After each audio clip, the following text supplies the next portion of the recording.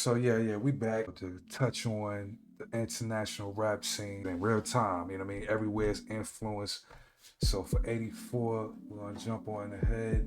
So one of the artists, well, this group called Percussion, Grandmaster Funk.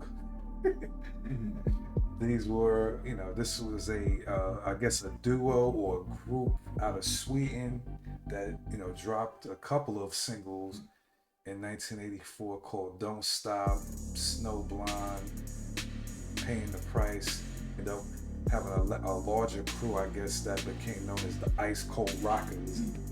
Do you know if this is kind of where like hip hop in Sweden starts? Because I know it's still pretty popular there.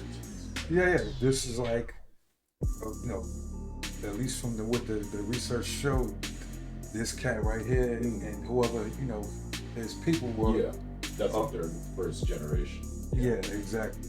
Out of Sweden, this cat Jan Fex, who he basically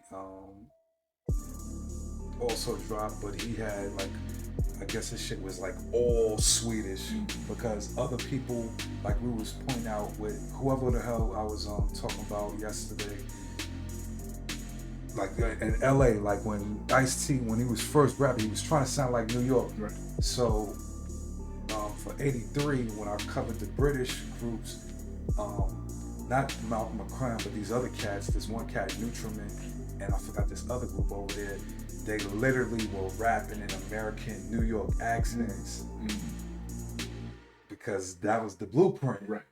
You know what I mean? But then like one cat, Nutriment or whatever, he was like the first cat to really rap in a British accent, which is why they kind of consider him like the real beginnings of rap. Yeah. I was like, I feel that because you trying to emulate somebody's whole dialect and distinguish it. Yeah. Another crew out of Sweden called the Double M Crew. So really, it's three different groups that I'm kind of just hitting in this one slide because I couldn't really find pictures on all of them, but this one group clearly had some kind of album, and then some other cat, Abdullah and the Rockers. Oh, then they became the Ice Cold Rockers. Yeah, I guess like these are collective, kind of like Native Tongues, right. Or the ASAP Mob type shit, Break Machine.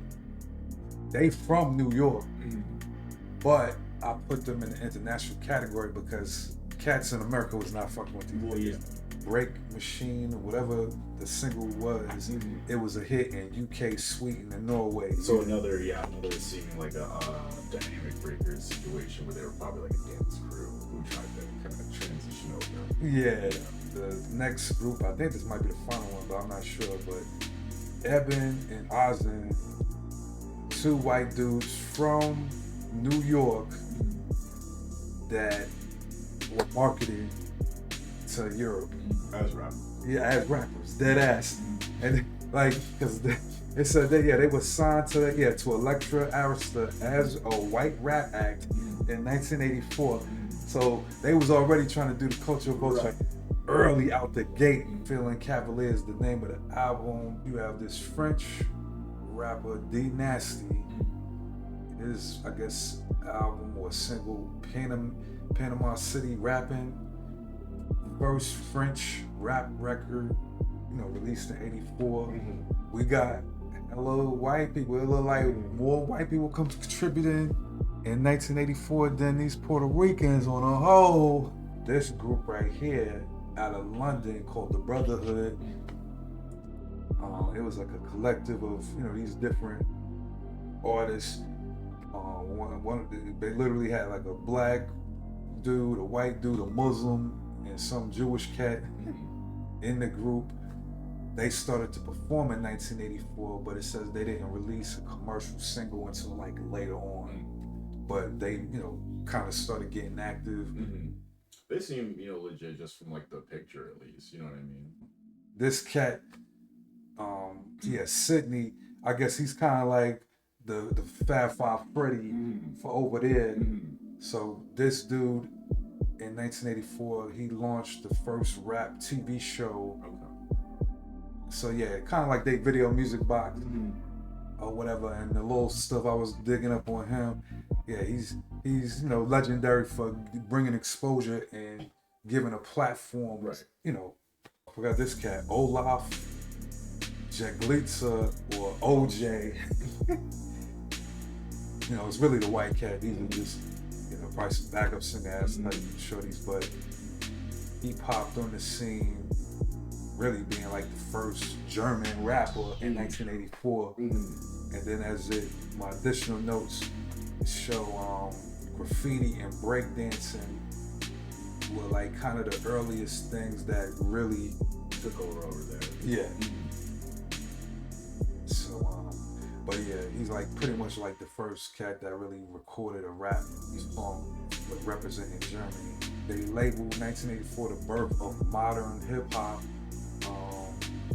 It took massive strides in sound, business, gender inclusion, visual storytelling, you know, blah blah blah. The rise of Def Jam. You know, the West Coast was starting to, you know, making their little appearance, and you know, that's all I got for y'all. You know what I mean? This shit took a long time to put together, even though it ain't, you know, this is what I do. I holla at you. Thank y'all for rocking with me, supporting the channel. If you're loving the content, you know what to do. Like, subscribe, share, hit the Cash App.